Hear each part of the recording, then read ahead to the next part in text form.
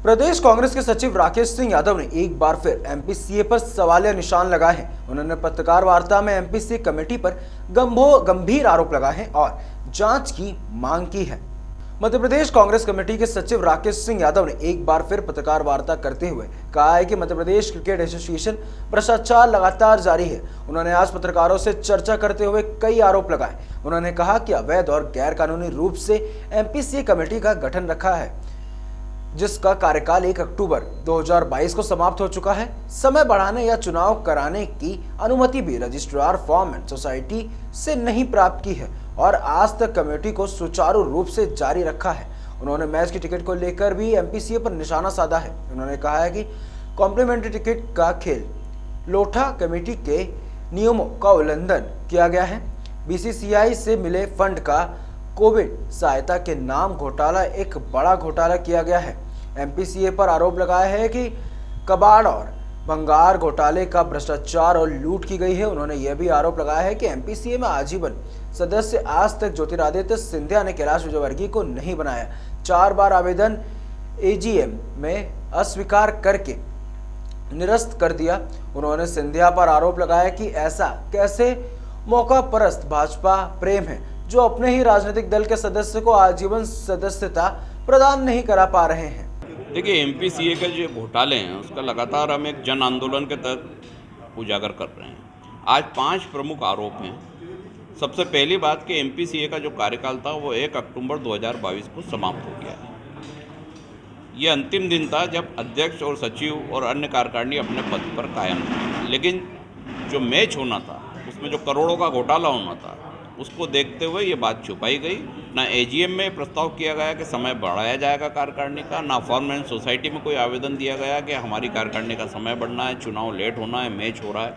क्योंकि एक घोटाला करना था, आर्थिक घोटाला था, सब कुछ चुपचाप किया गया। जब ये पता किया गया कि फॉर्म सोसाइटी में कोई लेटर या कोई सूचना आई है तो कुछ भी नहीं आई है। तो ये अपने आप में गंभीर अपराध है कि जो लोग पद पे नहीं हैं, जो अध्यक्ष ही नहीं है, जो सेक्रेटरी नहीं है, वो इतना बड़ा आयोजन करा रहे हैं, करोड़ों का टिकट का कालाबाजारी कर रहे हैं, टेंडर घोटाला कर रहे हैं, सिक्योरिटी घोटाला कर रहे हैं, और इसके बाद इस शहर में कोई इनको बोलने वाला नहीं है। ये वो सफ़ेदपोश लोग हैं जो कानून को अपनी जेब में रख के चलते हैं। इस सारे मामले की शिकायत मुख्यमंत्री को, फॉर्म एंड सोसाइटी के जो संबंधित मंत्री उनको की गई है। मुख्यमंत्री से निवेदन किया गया है कि कलेक्टर के अधीन आता उन्हें निर्देश दें कि तत्काल सारा रिकॉर्ड जब्त करें ताकि बैक डेट में कोई एंट्री ना हो सके और रिसीवर एमपीसीए में बिठाएं, उसके बाद चुनाव कराएं। क्योंकि सिंधिया का वर्दस्त है इस भ्रष्टाचार और संरक्षण पर, पूरा संरक्षण है भ्रष्टाचार को लेके। तो इतना आसान नहीं है कि एमपीसीए पे कार्रवाई की जाए, लेकिन इसके बाद भी जनता के समक्ष ये सारी बातें ले जाई जा रही हैं। दूसरा सबसे बड़ा मामला है कॉम्प्लीमेंट्री टिकट का। लोधा कमेटी की साफ तौर पर रिपोर्ट है, आदेश है कि स्टेडियम की जो क्षमता रहती है उसका 10% ticket complimentary ticket free pass दिए जाएंगे। इस पूरे मैच में 10% टिकट होते हैं 2750, लेकिन रोहित पंडित और उनकी टीम ने 14,000 कॉम्प्लीमेंट्री टिकट देना बताया है। तो ये कैसे संभव है कि लोढ़ा कमेटी की रिपोर्ट का उल्लंघन करके ये एमपीसीए काम कर रहा है? क्या एमपीसीए का रजिस्ट्रेशन रद्द नहीं होना चाहिए? क्या इनके खिलाफ एफआईआर दर्ज नहीं होना चाहिए?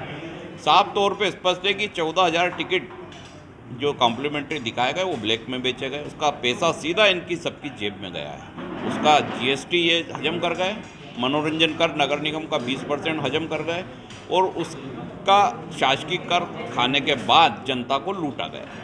तो इस सारे मामले को लेके भी विभिन्न एजेंसियों को सब साक्ष्य सहित सबूत सहित शिकायत की गई है। तीसरा सबसे बड़ा मामला है कोविड में सहायता के नाम पर एम्पायर को 25-25 हज़ार रुपये दिए गए, जबकि एमपीसीए को प्रतिवर्ष बीसीसीआई से क्रिकेट के उत्थान के लिए 25 करोड़ के लगभग फंड प्राप्त होता है। अब ये 25 करोड़ कहाँ जाते हैं ये एक बहुत बड़ा विषय है, ये अगली प्रेस कॉन्फ्रेंस में बताया जाएगा। लेकिन उस 25 करोड़ के फंड में से जो एम्पायर को सहायता दी वो 25-25 हज़ार रुपये की थी कोविड के नाम पर। खूब तालियां बटोरी, लेकिन बाद में पता चलता है कि अकाउंट से 2.5 लाख रुपये निकाले गए उन्होंने एम्पायरों के नाम, और वो रोहित पंडित एंड कंपनी हजम कर गई। तो ये भी अपने आप में एक आर्थिक अपराध है। तीसरा सबसे बड़ा घोटाला है कबाड़ का घोटाला, जो सिंधिया के खास प्रसून कर्मणी करें। वो हर मैच के बाद कुर्सी टूटने के नाम पर, डैमेज के नाम पर जो स्क्रैप बेचते हैं और वापस नया लगाते हैं, उसमें 40 से 50 लाख रुपए का खेल होता है। सब में पैसा बढ़ता है। 4 मैच अगर हुए तो वो 2 करोड़ के आसपास का खेल हो गया। इसका कोई रिकॉर्ड नहीं है, इसका कोई अकाउंट नहीं है। परवारे अटाला बेचा जाता है और परवारे नए बिना टेंडर काम कराए जाते हैं। तो ये भी अपने आप में एक बहुत बड़ा अपराध है।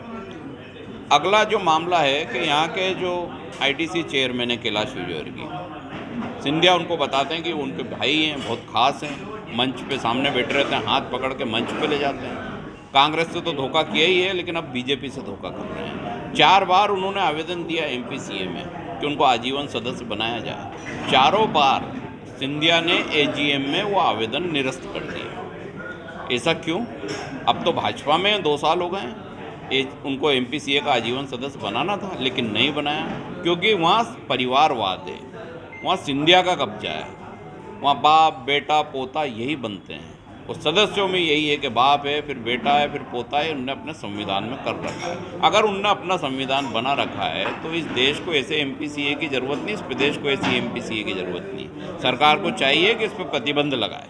ऐसे क्या कौन लोग हैं जो नामजद आपने आरोप लगा रहे हैं, कौन कौन लोग हैं?